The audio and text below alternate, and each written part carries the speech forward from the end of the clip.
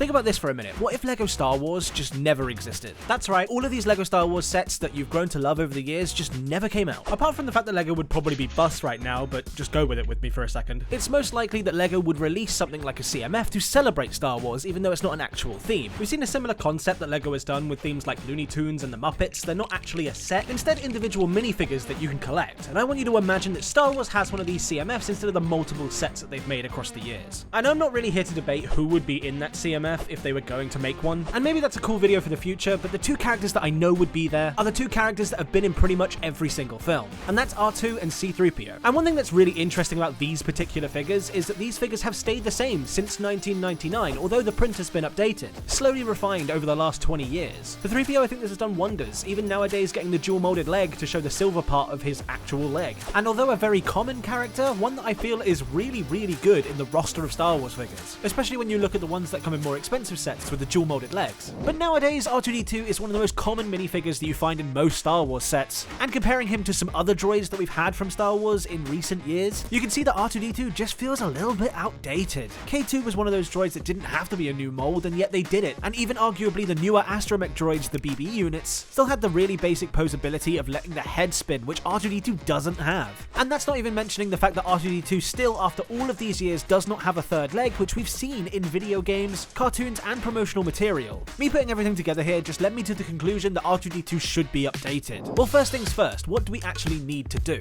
Well, I think before we jump into the design process, it's good to maybe establish some rules. I'm not sure if you guys saw my video the other week where I did a very similar video to this where I designed Force Ghosts as if LEGO were making them themselves. Well, just to catch you up if you didn't end up seeing it, in that video I went through and took a look at what I think a Force Ghost should be when it comes to designing it as a LEGO figure, looking at what options LEGO had done before, and following the type of rules that they have when designing minifigures. I then ended up rendering it out so it's a little bit more presentable for the video. But with this video, I want to go one step further. Not only am I going to adhere to the same rules in that video, I'm basically going to put myself into the shoes of a LEGO designer to try and design something exactly how LEGO would do it. And to help me with that, I've got this.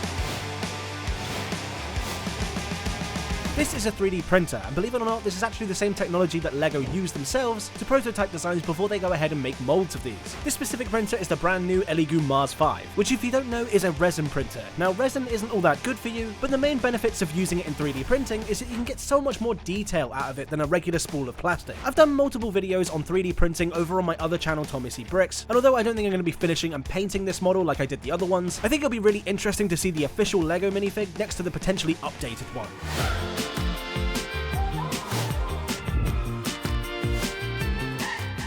Now 3D printing is such a fascinating technology, but like I said before, resin printing is not exactly the most safe thing to do. Resin is not fun to touch with your skin, and breathing in the fumes that resin releases is also really not good for you. So it's really important if you decide to get into this hobby, that you're being as safe as possible, using respirators when you can, and doing it in a well-ventilated area. And if you're not doing it in a well-ventilated area like I am, you can use something like this. Elegoo do make purifiers that are designed to help get rid of the toxins that 3D printing with resin exude. There's a bunch of research out there whether these actually work or not, so either way, I just recommend putting it in a well-ventilated area. This machine's going straight into the workshop as soon as this video's done, and I try and make it easier to film in the workshop so we can eventually do some videos in there. Now this video isn't sponsored by Elegoo, but they did send out the machine to me for free, so make of that what you will. I can only tell you really the experience I've had with this machine, and it's overall so far been a very positive one. The printer's build quality is really good, and if anything is the easiest way to get a printer and start printing out of the box. There's no need to level it because it can do that itself now. I really like that the bed is attached to the main arm with a clip now instead of a screw, because now the screw is one less thing to clean. And from what I can see, the advancements in this type of technology with auto bed leveling and this really cool dip-in resin tray to make the printer just faster in general make this printer a really good entry point if you guys want to get into this hobby yourself. If you've ever thought about model making and want to get into 3D printing, I'll leave a link in the description below where you can check these out. And we're done with the print, here it is. The body has relatively remained the same. The biggest change I've made is removing those 4 studs on the top and replacing it with a minifig head pole.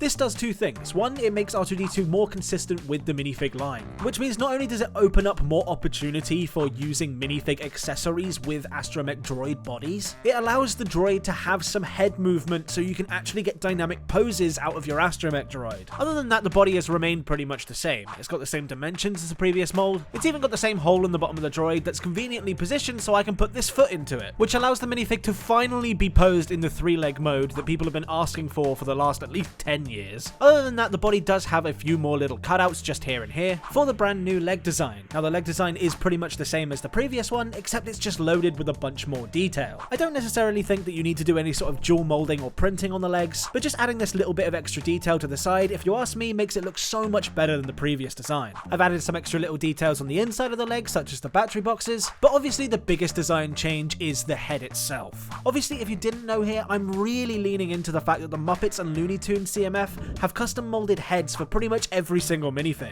R2-D2 has a very unique head design, and although I think it's a really cool technique that they use a existing Lego piece being the 2x2 dome, honestly I think nowadays it would probably be done completely differently. Just having the play feature of having the head turn is such a game changer, and now that I'm feeling this in hand, I can't believe that Lego haven't done it already. I know the 3D elements that protrude out from the head is going to be a bit jarring for people who are not used to this kind of style, but at the same time, I do think that Bugs Bunny looks a bit jarring if you consider what he is in comparison to a regular minifig. And overall, I think this new design of droid is actually really good. It fixes almost all of the issues that the previous design had, in my opinion, and not only that, I think this design works even better when you apply it to different droids like R5, where the official Lego figure, if you ask me, struggles to really capture that look that the droid has from the movies. Using the molded head design, you can get a lot more creative with how these droids look, and add that extra lip that these droids just can't get by using system-built elements. But that does crop up one of the issues that I think people might have a problem with when it comes to these droids. Although I think this design is really good, it doesn't come without its flaws. And the biggest problem I think these newer droids have over the previous design is these elements cannot be reused as part of actual Lego sets. These newer designs really do lean into the fact that they are minifigures now, and not necessarily system-built structures, meaning I don't see Lego being able to use any of these pieces like they have done in Lego sets previously. All of R2-D2's pieces have been used in traditional Lego sets to build up elements of the set, rather than necessarily depicting an astromech.